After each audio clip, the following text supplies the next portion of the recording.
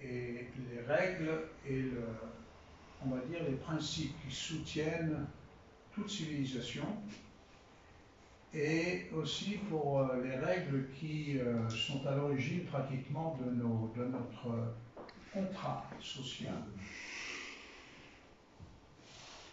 À la base, il y a la responsabilité.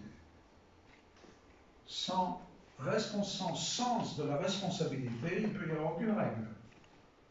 C'est pour ça que maintenant on vous parle beaucoup alors depuis mai 68, entre autres, les règles, on s'en balance, quoi. Il faut abolir cette règle-là, etc., etc. De moins en moins de règles.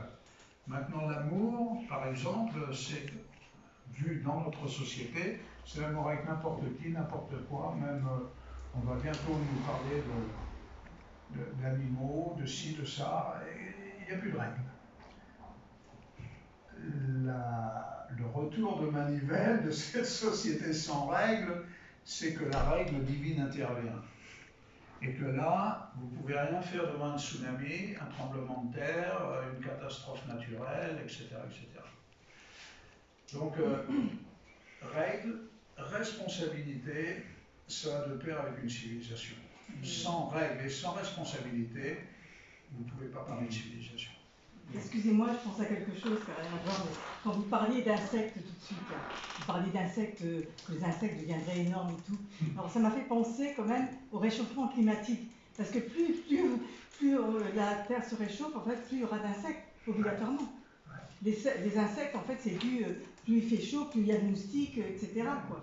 Donc, alors aussi, dans les questions à se poser, parce qu'on peut dire, on peut se dire dans ce monde, finalement, il a certainement une raison d'être.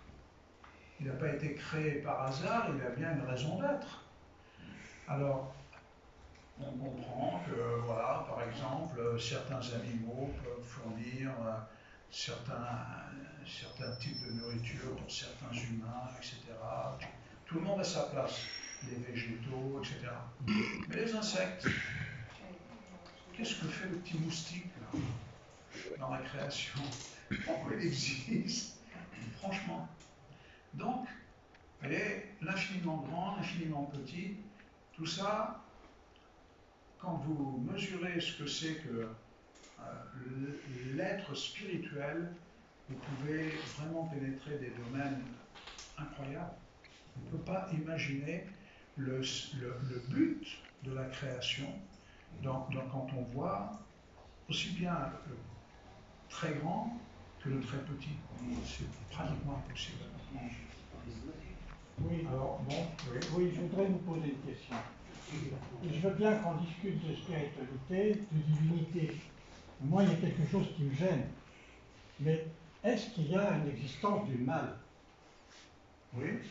Alors comment Alors ça vous gêne. Pourquoi ça vous gêne? Parce que vous n'avez pas envie voilà. Par définition, on parle de règles, on parle de sens de la responsabilité. Ok? Tous ceux qui acceptent les règles et acceptent d'être responsables arrivent à vivre ensemble. Dès qu'on n'accepte plus ça, bon, bah, impossible. Alors, la même chose avec le mal, si vous voulez. Il n'y a pas dans les Védas, il n'est pas question de Lucifer. Mais par contre, il y a une définition très claire qui est donnée de tout ce qui est contraire à l'harmonie. Tout ce qui est contraire à l'harmonie, c'est tout ce qui... En fait, c'est une image, hein, mais ça représente le dos de Dieu. Je ne sais pas si vous me suivez là. Le dos de Dieu, c'est-à-dire Dieu, admettons qu'il puisse regarder avec tous les éléments. Parce que le corps divin n'a rien à voir avec le corps humain. Mais en d'autres mots, l'inverse de toutes les qualités, on les trouve effectivement en ce monde. Mais